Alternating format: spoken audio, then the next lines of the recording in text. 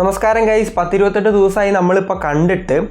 അപ്പോൾ നമുക്കിന്ന് സംസാരിക്കാനുള്ളത് OnePlusൻ്റെ പുതിയ മോഡലിനെ കുറിച്ചാണ്. OnePlus 13 5G. യെസ്, നിങ്ങൾക്കറിയാം OnePlus കുറച്ച് കൊല്ലങ്ങളായിട്ട് അങ്ങോട്ടത്ര നല്ലോണം പെർഫോമിംഗ് ആയിട്ടുള്ളൊരു കമ്പനി അല്ല. തുടക്കത്തിൽ അവർ ഗംഭീരമായിരുന്നെങ്കിലും പിന്നെ അങ്ങോട്ട് പല പല പ്രശ്നങ്ങൾ, ഹാസൽബ്ലാഡായിട്ട് കൊളാബറേഷനിൽ തുടങ്ങി OnePlus 9 മുതൽ അവർക്ക് ക്യാമറ നന്നായിട്ടില്ല. ഇപ്പോൾ OnePlus 11 മുതലൊക്കെയാണ് അത് നന്നായി വരുന്നത്. അതിൻ്റെ ഇടയ്ക്ക് സോഫ്റ്റ്വെയർ എക്സ്പീരിയൻസ് അവർ തന്നുകൊണ്ടിരുന്ന സാധനം ColorOS ആയിട്ട് ഇൻ്റഗ്രേറ്റ് ചെയ്തിട്ട് അത് പോയിട്ട് സങ്കടപ്പെടുന്നവരുമുണ്ട്. OnePlusൻ്റെ ഹാർഡ് കോർ ഫാൻസിന് എന്നും എന്തെങ്കിലും ഒരു ന്യൂസ് കാണും. ഏറ്റവും പ്രധാനപ്പെട്ടത് ഗ്രീൻ ലൈൻ ഇഷ്യൂ ഒരു വലിയ ഇഷ്യൂ ആയിരുന്നു. OnePlusൻ്റെ ഫോണുകൾ സജസ്റ്റ് ചെയ്യാൻ പറ്റാത്തൊരു കണ്ടീഷനിൽ വരെ എനിക്ക് പോലും എത്തിയിട്ടുണ്ട്. എൻ്റെ ഫ്രണ്ട്സൊക്കെ ചോദിക്കും, OnePlus 11R ഒക്കെ നല്ല ഫോണല്ലേ, അന്നൊരു 30,000 റേഞ്ചിൽ വന്നൊരു ടൈം ഉണ്ടായിരുന്നു, അപ്പം എടുക്കാൻ പറ്റുമോ, ഗ്രീൻ ലൈൻ അല്ലേ എന്നൊക്കെ ചോദിക്കുമ്പം നമുക്ക് ഒരു സങ്കടമാണ്. കാരണം ഇത്രയും നല്ലൊരു ഫോൺ ഗ്രീൻ ലൈൻ്റെ ഒരു ഇഷ്യൂ കാരണം നമുക്ക് എടുക്കാൻ പറ്റില്ല എന്ന് പറയുന്നതും ഒരു സങ്കടപ്പെട്ട കാര്യമാണ്. സെയിം വിൽ ഗോ ഫോർ പോക്കോ, കാരണം മദർ ബോർഡ് ഇഷ്യൂ. അപ്പോൾ നമ്മൾ ഇന്ന് സംസാരിക്കുന്ന OnePlusനെ കുറിച്ചാണ്. അവരുടെ പുതിയ സ്റ്റാർലൈറ്റ് എന്ന് പറയുന്ന പദ്ധതി, സ്റ്റാർലൈറ്റ് തന്നെയല്ല എൻ്റെ പേര്, എനിക്ക് തെറ്റിപ്പോയില്ല എന്ന് എൻ്റെ ഓർമ്മ ശരിയാണെങ്കിൽ, അവരതിലൂടെ പറയുന്നത് നിങ്ങൾ അറിഞ്ഞു കാണും, ഞാൻ ജസ്റ്റ് പറഞ്ഞു എന്നേ ഉള്ളൂ. OnePlus 13 എന്നല്ല, OnePlusൻ്റെ ഏതൊരു ഡിവൈസും നിങ്ങളുടെ കയ്യിലുണ്ടെങ്കിൽ ലൈഫ് ടൈം സ്ക്രീൻ റീപ്ലേസ്മെൻറ്റ് വാറണ്ടിയാണ്. അതിൽ ഹിഡൻ ചാർജസ് ഒന്നും വരാൻ പോകുന്നില്ല. നിങ്ങൾക്ക് ഗ്രീൻ ലൈൻ സോഫ്റ്റ്വെയർ ഇഷ്യൂ കൊണ്ടോ അല്ലെങ്കിൽ ഇൻറ്റേർണൽ ആയിട്ടുള്ള നമ്മുടെ ഇഷ്യൂ അല്ല, നമ്മുടെ എന്തെങ്കിലും വെള്ളത്തിൽ കൊണ്ടിട്ടിട്ടോ അല്ലെങ്കിൽ വീണ് പോയതോ അങ്ങനെയൊന്നും അല്ലെങ്കിൽ അവർ ഗ്രീൻ ലൈനുള്ള സംഭവം റീപ്ലേസ് ചെയ്ത് തരും എന്നാണ് OnePlus പറഞ്ഞിരിക്കുന്നത്. And that's assuring. 2 വർഷമോ 3 വർഷമോ ഒന്നുമല്ല, ലൈഫ് ടൈം. മാത്രമല്ല, ആ പ്രൊജക്റ്റിലൂടെ അവർ പുതിയ ഫോണുകളുടെ ഡിസ്പ്ലേ ഗ്രീൻ ലൈനിന് വരാതിരിക്കാനുള്ള കാര്യങ്ങളും ചെയ്യുന്നുണ്ടെന്നാണ് പറയുന്നത്. സോ OnePlus 13 അങ്ങനെ ഒരു ഫോണാണെന്ന് നമുക്ക് പ്രതീക്ഷിച്ചു കൊണ്ട് തുടങ്ങാം. സോ നിങ്ങൾ ഇപ്പോൾ കണ്ടിരിക്കുന്ന ടെക്ടോടെക് മലയാളം എന്ന യൂട്യൂബ് ചാനൽ ഞാനാണ് പറഞ്ഞത്. അത് കൂടുതൽ ടൈം കളയേണ്ട, നമുക്ക് നേരെ വീഡിയോയിലേക്ക് കിടക്കാം.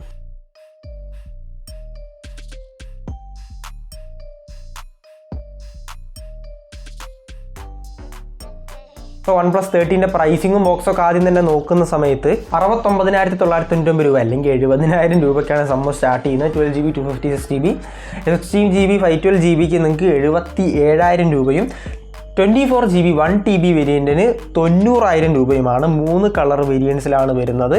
വീഗൻ ലെതർ ബാക്കിലായിട്ടാണ് മിഡ് നൈറ്റ് ഓഷ്യൻ എന്ന് പറയുന്ന കളർ വേരിയൻറ്റ്. ആൻഡ് ഗ്ലാസ് ബാക്കാണ് ആർട്ടിക് ഡോണും ബ്ലാക്ക് എക്ലിപ്സ് എന്ന് പറയുന്ന 2 കളർ വേരിയൻറ്റ് വരുന്നത്. ഇതിൽ ആ ബ്ലാക്ക് കളർ മാത്രമേ നിങ്ങൾക്ക് 1TB വേരിയൻറ്റ് കിട്ടാൻ പോകുന്നുള്ളൂ. രണ്ടിനും ചെറിയ വെയിറ്റിലുള്ള ഡിഫറൻസും കാര്യങ്ങളൊക്കെ ഉണ്ട്. പക്ഷേ പൊതുവേ നോക്കുന്ന സമയത്ത് 8.5mm തിക്നെസ്സും ഏകദേശം 200 ഗ്രാം 210 ഗ്രാം വെയിറ്റുമാണ് വരുന്നത്. ആ ഒരു ഡിസൈൻ ഡിപ്പാർട്ട്മെൻറ്റ് നോക്കുന്ന സമയത്ത്, അതിന് മുന്നേ പെട്ടിയിൽ എന്തൊക്കെയാണെന്ന് നോക്കുന്ന സമയത്ത് സിം ടൂള്, സ്റ്റിക്കർ, അവരുടെ OnePlusൻ്റെ പിന്നെ ഡോക്യുമെൻറ്റേഷൻ, ഒരു സോഫ്റ്റ് ആയിട്ടുള്ള ഒരു കേസ് കിട്ടുന്നുണ്ട്, 100 വാട്ട്സിൻ്റെ അഡാപ്റ്റർ കിട്ടുന്നുണ്ട്, ഇപ്പോഴും 100 വാട്ട്സിൻ്റെ അഡാപ്റ്റർ കൊടുക്കുന്നുണ്ട്. That's great. And Type A to Type C cable, അത് Type C to Type C ആക്കാമായിരുന്നു, കാരണം അതൊരു PD ചാർജറായി മാറിയാൽ മറ്റുള്ളതിന് നമുക്ക് ഉപയോഗിക്കാൻ പറ്റുമായിരുന്നു. പക്ഷേ എന്തായാലും പോട്ടെ. ഇനി നേരത്തെ പറഞ്ഞതുപോലെ തന്നെ life time green line warranty വരുന്നുണ്ട്. ഇനി നമ്മൾ ഡിസൈൻ ഡിപ്പാർട്ട്മെൻറ്റ് നോക്കുന്ന സമയത്ത് പറഞ്ഞു, ഒന്നെങ്കിൽ ഗ്ലാസ് ബാക്ക് അല്ലെങ്കിൽ വീഗൻ ലെതർ ബാക്കാണ് വരുന്നത്. ഫ്ലാറ്റ് സൈഡ്സ് ആണ്. പിന്നെ ഇത്രയും വിലയുള്ളൊരു ഫോൺ ആയതുകൊണ്ട് തന്നെ അലൂമിനിയം ഫ്രെയിംസ് വരാനാണ് സാധ്യതയുള്ളൂ. അത് എവിടെയും പരാമർശിച്ചതായിട്ട് ഞാൻ കണ്ടില്ല, പക്ഷേ അലൂമിനിയം ഫ്രെയിംസ് ആയിരിക്കും. ആൻഡ് സെറാമിക് ഗാർഡ് എന്ന് പറയുന്നൊരു ഗാർഡാണ് അവർ ഫ്രണ്ടിൽ കൊടുത്തിരിക്കുന്നത്. സോ അത്രയും സ്ട്രോങ് ആണെന്നാണ് അവർ അവകാശപ്പെടുന്നത്. അത് കഴിഞ്ഞ പോലെ അവർ കൊടുത്തിരുന്നത് ഗൊറില്ല ഗ്ലാസ് വിക്ടസ് പ്ലസ്സോ വിക്ടസ് 2 എന്തോ ആയിരുന്നു, അതിനേക്കാളും 2 ഇരട്ടി സ്ട്രോങ് ആണെന്നാണ് അവർ പറയുന്നത്. So that's promising. IP68 or 69ൻ്റെ പ്രൊട്ടക്ഷനും കാര്യങ്ങളും വരുന്നുണ്ട്. സോ വെള്ളത്തിലൊക്കെ പിടിച്ച് മുക്കിയാലൊന്നും കുഴപ്പമൊന്നും വരാൻ പോകുന്നില്ല എന്ന് നമുക്ക് പ്രതീക്ഷിക്കാം. എന്നും കരുതി മുക്കണ്ട, കാരണം അടിച്ചു പോയാൽ വാറണ്ടി കിട്ടില്ല. പിന്നെ ഒബ്വിയസ്ലി അവരുടെ സ്വന്തം അലേർട്ട് സ്ലൈഡർ വരുന്നുണ്ട്, IR ബ്ലാസ്റ്റർ വരുന്നുണ്ട്, ഡ്യുവൽ സിം കാർഡ് സ്ലോട്ട് മാത്രമേ ഉള്ളൂ. ഇവിടെ മെമ്മറി കാർഡൊന്നും നിങ്ങൾ പ്രതീക്ഷിക്കുക വേണ്ട, പക്ഷേ ഈ സിമ്മിൻ്റെ സപ്പോർട്ട് വരുന്നുണ്ട്. പിന്നെ USB പോർട്ട് USB 3.2 Gen 1 ആണ്. സോ ഫാസ്റ്റർ ആയിട്ടുള്ള ട്രാൻസ്ഫർ സ്പീഡ്സും കാര്യങ്ങളൊക്കെ കിട്ടും. ഇനി ഡിസ്പ്ലേനെ കുറിച്ച് പറയുന്ന സമയത്ത് 6.82 ഇഞ്ചിൻ്റെ 2K റെസൊല്യൂഷൻ അല്ലെങ്കിൽ QHD+ LTPO 4.1 AMOLED ഡിസ്പ്ലേ ആണ് കൊടുത്തിരിക്കുന്നത്. 1Hz to 120Hz variable refresh rate support ചെയ്യും. 10 ബിറ്റിൻ്റെ പാനലാണ്, കെർവ്ഡ് പാനലാണ്, അത് ക്വാഡ് കെർവ്ഡ് പാനലാണ്. ഇപ്പോഴത്തെ ഒരു ട്രെൻഡാണത്. അതായത് 2 സൈഡ് മാത്രമല്ല, മുകളിലും താഴെയും കൂടി ചെറിയൊരു കർവ് കൊടുക്കും. സംഭവം നൈസാണ്. പിന്നെ OnePlus തന്നെ പറയുന്നുണ്ട് അവരുടെ ഒഫീഷ്യൽ ആയിട്ടുള്ള സ്ക്രീൻ ഗാർഡുകൾ ഉപയോഗിക്കാനും ബാക്ക് കേസുകൾ ഉപയോഗിക്കാനും. അത് അത്രയും എക്സ്പെൻസീവ് ഒന്നും അല്ല, പക്ഷെ അത് വാങ്ങുന്നത് നല്ലതാണെന്ന് ഞാൻ പറയുള്ളൂ. മാത്രമല്ല അവരുടെ ബാക്കിൽ ഒരു കേസ് എക്സ്ട്രാ നമുക്ക് വാങ്ങാൻ കിട്ടുന്നുണ്ട്. ആ കേസ് ഉപയോഗിക്കുകയാണെങ്കിലാണ് നിങ്ങൾക്ക് വയർലെസ് ചാർജിങ്ങിൻ്റെ സംഭവം യൂട്ടിലൈസ് ചെയ്യാൻ പറ്റുക. ഒരു വുഡൻ ആയിട്ടുള്ള എന്തൊരു കേസാണത്. അപ്പോൾ ആ കേസ് നിങ്ങളൊക്കെ വാങ്ങി ഉപയോഗിക്കുകയാണെങ്കിൽ നിങ്ങൾക്ക് അത് മാക്സിമം ആ ഒരു ഫോണിൻ്റെ വാല്യൂ മാക്സിമം യൂട്ടിലൈസ് ചെയ്യാൻ പറ്റും. ഇനി നമ്മൾ 4500 നിറ്റ്സിൻ്റെ പീക്ക് ബ്രൈറ്റ്നസ്, 1600 നിറ്റ്സിൻ്റെ high brightness mode, ceramic guard ഞാൻ പറഞ്ഞു, HDR10+, ഡോൾബി വിഷനും നിങ്ങൾക്ക് നെറ്റ്ഫ്ലിക്സിലും യൂട്യൂബിലും ഒക്കെ കിട്ടുന്നുണ്ട്. മാത്രമല്ല അക്വാ ടച്ചിൻ്റെ ഫീച്ചർ, അതായത് വെള്ളം വീണാലും നിങ്ങൾക്ക് ഫോൺ ഉപയോഗിക്കുന്നതിൽ പ്രശ്നമൊന്നും ഉണ്ടാവില്ല. പിന്നെ ഗ്ലോ മോഡ്, അത് കയ്യിൽ കട്ടിയുള്ള ഗ്ലൗസ് ഒക്കെ ഇട്ട് കഴിഞ്ഞാൽ അതിൽ വെച്ചിട്ട് ഉപയോഗിക്കാനുള്ളൊരു മോഡ് വരുന്നുണ്ട്. 2160 ഹെർട്സിൻ്റെ PWM ഡിമ്മിങ്ങിൻ്റെ സപ്പോർട്ട്, സ്റ്റീരിയോ സ്പീക്കേഴ്സ് വരുന്നുണ്ട്, LSDC LDAC കോഡക്കുകളുടെ ഒക്കെ സപ്പോർട്ടും നിങ്ങൾക്ക് ഇവിടെ വരുന്നുണ്ട്, ബ്ലൂടൂത്ത് കോഡക്കുകൾ. സോ മൊത്തത്തിൽ മൾട്ടിമീഡിയ എക്സ്പീരിയൻസ് അടിപൊളിയായിരിക്കും. അതിലും OnePlus വേറെ പ്രശ്നങ്ങളൊന്നും വരുന്നില്ല. ഒന്നുകൂടി പറയാം, ഗ്രീൻ ലൈൻ്റെ ആ ഒരു സംഭവം അവർ നോട്ടീസ് ചെയ്തു, അഡ്രസ്സ് ചെയ്തു എന്നുള്ളത് വലിയൊരു നല്ല കാര്യമാണ്. അതിൻ്റെ പാനൽ BOE പാനലാണോ എന്നറിയില്ല. അതായത് സാംസങ്ങിൻ്റെ പാനൽ മാറ്റി BOE പാനൽ ആക്കിയിട്ടുണ്ടായിരുന്നു കഴിഞ്ഞ കൊല്ലം OnePlus 12. ഇക്കൊല്ലം അത് തന്നെ ആയിരിക്കും എന്നാണ് എനിക്ക് തോന്നുന്നത്. കാരണം സാംസങ്ങിൻ്റെ പാനലുകളാണ് കൂടുതൽ ഗ്രീൻ ലൈൻ ഇഷ്യൂ വന്നിരുന്നത്. സോ അവരതുകൊണ്ടായിരുന്നു കഴിഞ്ഞ കൊല്ലം ആ ഒരു പാനൽ മാറ്റിയിരുന്നത്. സോ ഇക്കൊല്ലം BOE പാനലാണ്. അത് ഒഫീഷ്യലായിട്ട് ഒരു റിപ്പോർട്ടും എവിടെയില്ല, പക്ഷേ BOE പാനലാണ് നമുക്ക് പ്രതീക്ഷിക്കാം. ആൻഡ് അടുത്തത് നമുക്ക് സ്പെസിഫിക്കേഷൻസ് നോക്കുന്ന സമയത്ത് സ്നാപ്ഡ്രാഗൺ 8 Lite അതൊക്കെ പറയേണ്ട ആവശ്യമുണ്ടോ? നിങ്ങൾക്ക് അറിയാലോ. LPDDR5X, UFS 4.0 ഒക്കെ വരുന്നുണ്ട്. പക്ഷേ പെർഫോമൻസിൻ്റെ, അതായത് റോ പെർഫോമൻസ് നമ്മൾ ബെഞ്ച് മാർക്ക് ടെസ്റ്റ് ചെയ്യുന്ന സമയത്ത് 35%ഒക്കെയാണ് CPU ത്രോട്ട്ലിംഗ് സ്കോർ വരുന്നത് പെർഫോമൻസ് മോഡിൽ. പക്ഷേ അതേ സമയത്ത് അതൊരു നോർമൽ മോഡിലേക്ക് വരുന്ന സമയത്ത്, രണ്ട് മോഡുകൾ ബാറ്ററി മോഡൊക്കെ ചേഞ്ച് ചെയ്യാനുണ്ടാവുമല്ലോ, നോർമൽ മോഡിൽ ഇടുന്ന സമയത്ത് 85% കാര്യങ്ങളൊക്കെ കിട്ടുന്നുണ്ട്. ഇനി 3D മാർക്കിൻ്റെ GPU ടെസ്റ്റ് നോക്കുമ്പോൾ 63% റേഞ്ചാണ് വരുന്നത്. 2.5 മില്യൺ അഡ്യൂട്ടി സ്കോറും കാര്യങ്ങളെ വരുന്നുള്ളൂ. ചൈന വേരിയൻറ്റിൽ 2.8 മില്യൺ അടുത്ത് കിട്ടിയിട്ടുണ്ടായിരുന്നു. ആൻഡ് BGMI 120 FPS ഒക്കെ അൺലോക്ക്ഡ് ആണ് out of the box. Genshin Impact 60 FPS അത്യാവശ്യം നല്ല രീതിയിൽ തന്നെ കളിക്കാൻ പറ്റുന്നുണ്ട്. അതും ആവറേജ് 60 FPS തന്നെ കിട്ടുന്നുണ്ട്. അപ്പം ജെൻഷിൻ ഇമ്പാക്റ്റ് ഒന്നും 8 Elite ഫോണുകൾക്കൊന്നും ഒന്നും അല്ലാതെ ആയിട്ടുണ്ട്. പിന്നെ 6000 mAh ബാറ്ററി, 100 വാട്ട്സിൻ്റെ വയേർഡ് ചാർജിങ്, അത് 35 മിനിറ്റ് കൊണ്ട് 0 to 100. 50 വാട്ട്സിൻ്റെ വയർലെസ് ചാർജിങ്, അത് 1 മണിക്കൂർ 23 മിനിറ്റുമാണ് പറയുന്നത്. പക്ഷേ ജെന്യുവൻലി പറയുകയാണെങ്കിൽ വയർലെസ് ചാർജിങ് ഒരു യുണീക്ക് സംഭവമല്ലേ? നിങ്ങളുടെ അഭിപ്രായം കൂടി പറയട്ടോ. അതായത് വയറിൽ കുത്തിയിട്ടൊരു സാധനം വെക്കും, എന്നിട്ട് അത് ഫോൺ അതിൻ്റെ മുകളിൽ കൊണ്ടുവയ്ക്കും. ജസ്റ്റ് ഞാൻ പറഞ്ഞെന്നുള്ളൂ. അപ്പം വയർലെസ് ചാർജിങ് ഉപയോഗിക്കുകയാണെങ്കിൽ ഫോൺ ഡയറക്റ്റ്ലി സപ്പോർട്ട് ചെയ്യില്ല. മാക്സേഫ് ഒക്കെ പോലെ കുടുക്കിയിടാൻ വേണ്ടിയിട്ടാണ് ആ ഒരു കവർ വാങ്ങണം എന്ന് ഞാൻ പറഞ്ഞത്. അത് ആക്സസറീസിലാണ് വരുന്നത്, നിങ്ങൾക്ക് പെട്ടീൻ്റെ അകത്ത് കിട്ടാൻ പോകുന്നില്ല. ചാർജർ തന്നെ പെട്ടി കിട്ടുന്ന എത്രയോ ഭാഗ്യം. അതുകൊണ്ട് നമ്മൾ അതും കൂടി ചോദിക്കുന്നത് ശരിയുള്ളൊരു പരിപാടി എനിക്ക് തോന്നുന്നില്ല. കാരണം ഇപ്പോഴത്തെ ഒരു കണ്ടീഷൻ അങ്ങനെയാണ്. പക്ഷേ ഇനി ടോട്ടലി പെർഫോമൻസിനെ കുറിച്ച് പറയുന്ന സമയത്ത് പെർഫോമൻസ് എനിക്ക് കുറവായിട്ട് തോന്നി. OnePlus കുറച്ചുകൂടി ഇമ്പ്രൂവ് ചെയ്യാണ്ട്. കാരണം OnePlus എനിക്ക് സത്യം പറഞ്ഞാൽ കുറച്ചൊരു സോഫ്റ്റ് ഉള്ള ബ്രാൻഡാണ് OnePlus. കാരണം കുറച്ച് പ്രതീക്ഷകളുണ്ട്, അവർക്ക് കുറച്ചുകൂടി നല്ലോണം ചെയ്യാൻ പറ്റും. അപ്പം OnePlus എനിക്ക് പേഴ്സണലി ഇഷ്ടപ്പെട്ട ബ്രാൻഡിലൊന്നുമാണ്. പിന്നെ എനിക്ക് ഇഷ്ടപ്പെട്ടത് IQ എന്നൊക്കെ പറയുന്നതാണ്. അപ്പം ഈ പെർഫോമൻസ് IQൻ്റെ അടുത്ത് എത്തുന്നില്ല. IQ 13 ഇതിൻ്റെ പകുതി വില വരുന്നുള്ളൂ. ഏകദേശം 50,000 രൂപയ്ക്ക് നിങ്ങൾക്ക് ആ സാധനം കിട്ടും.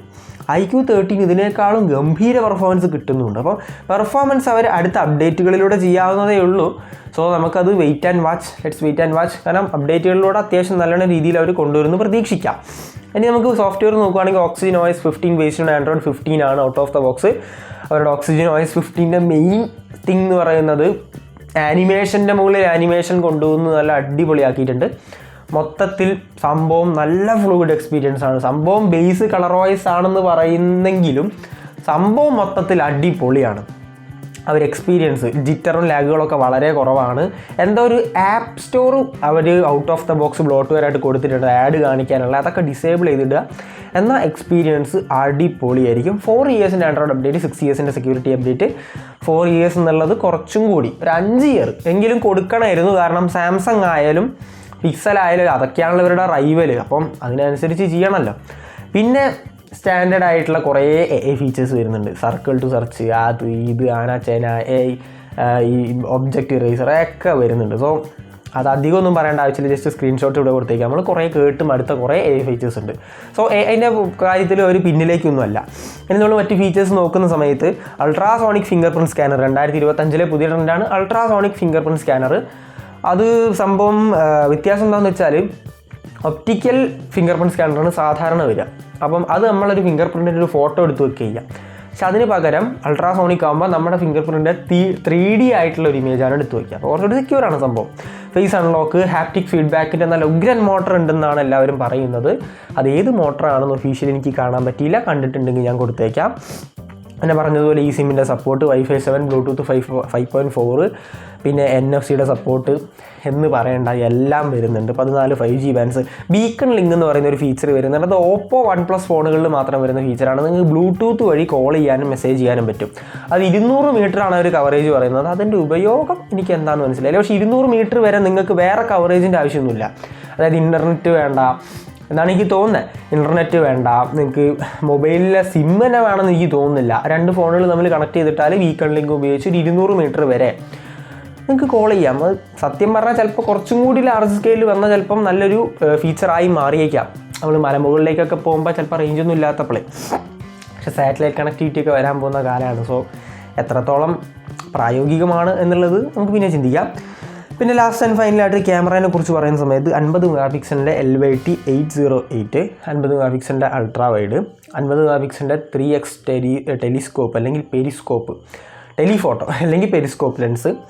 അപ്പം ഒന്നടങ്കം ഹാർഡ്വെയർ അടിപൊളിയാണ്. നിങ്ങൾക്ക് സെൽഫി ആണെങ്കിലും 32 മെഗാ പിക്സൽ കിട്ടുന്നുണ്ട്.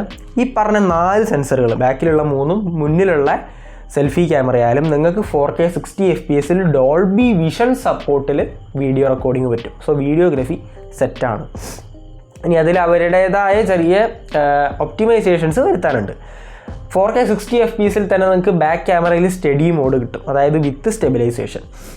പിന്നെ ഈ പറയുന്ന എല്ലാ സെൻസേഴ്സിനും സ്റ്റെബിലൈസേഷൻ ഉണ്ടെന്നാണ് തോന്നുന്നത്. ബാക്കിലൊക്കെ എന്തായാലും ഉണ്ട്. പിന്നെ അവർ സൂമിങ്ങിൻ്റെ കാര്യത്തിലും അത്യാവശ്യം നല്ല ഇമ്പ്രൂവ്മെൻറ്റ് വരുത്തിയിട്ടുണ്ട്. AI ഉപയോഗിച്ച് നല്ലോണം സൂം ചെയ്യുന്ന സമയത്ത് 30x അങ്ങനെ എന്തോ നിൽക്കുമ്പോഴും നല്ല 6x നല്ല ഉഗ്രൻ സൂമിംഗ് ആണ്. അത് പോർട്രേറ്റ് ആയിട്ട് അവർ കൊടുക്കുന്നില്ല. അത്രയും എനിക്ക് തോന്നിയിട്ടുള്ളൊരു പ്രശ്നം എന്ന് പറയുന്നത്. പോർട്രേറ്റ് ആയിട്ട് കൊടുക്കുന്നത് അവർ 3x ആണ്. പക്ഷേ പോർട്രേറ്റ് ആയിട്ട് കൊടുക്കുന്നത് അവർ 3x ആണ്. പക്ഷേ അത് 6x കൊടുക്കാൻ വരുന്നത്, കാരണം 6x അവർ നല്ല ഒരു ക്ലാരിറ്റി കൊണ്ടുവരുന്നുണ്ട്. സൂമിങ് അവർ നല്ല രീതിയിൽ ചെയ്തിട്ടുണ്ട്. പക്ഷേ ലോ ലൈറ്റും നല്ല രീതിയിൽ തന്നെ ചെയ്തിട്ടുണ്ട്. പക്ഷേ ഒന്നടങ്കം നോക്കുന്ന സമയത്ത് 80 റേഞ്ചിൻ്റെ ഫോണിലാണ് വരുന്നത്, അല്ലെങ്കിൽ 70 സ്റ്റാർട്ടിംഗ് പ്രൈസ്. ആ ഒരു രീതിയിലേക്ക് ക്യാമറ വരുന്നില്ല. ഹാസൽബ്ലാഡിൻ്റെ കൊലാബറേഷൻ ഏകദേശം 5 വർഷത്തോളമായി. എന്നിട്ടും ആ ഒരു S24 അൾട്രേനോടൊന്നും കമ്പീറ്റ് ചെയ്യാനുള്ള ലെവലാവുന്നില്ല. എന്താണെന്ന് മനസ്സിലാവുന്നില്ല. അതൊരു മൊത്തത്തിലൊരു അത് സംഭവം അപ്ഡേറ്റിൽ അവർ ശരിയാക്കും എന്ന് പ്രതീക്ഷിക്കാം. കാരണം പക്ഷേ എന്തായാലും OnePlus-ൽ ഉണ്ടായിരിക്കുന്ന ഏറ്റവും ബെസ്റ്റ് ക്യാമറ. അങ്ങനെ മൊത്തത്തിൽ ഇനിയിപ്പോൾ ഫൈനൽ വെർഡിക്റ്റ് നോക്കുന്ന സമയത്ത് പെർഫോമൻസ് ഞാൻ പറഞ്ഞു IQ13 ഇതിനെ ബീറ്റ് ചെയ്യും. അത് ഹാർഡ്വെയർ വൈസും ബീറ്റ് ചെയ്യും. കാരണം LPDDR5Xൻ്റെ എന്തോ ഒരു കുറച്ച് ബൂസ്റ്റഡ് സാധനമാണ് അവിടെ വരുന്നത് IQ-ൻ്റെ അകത്ത്. UFS 4.1 വരുന്നുണ്ട്.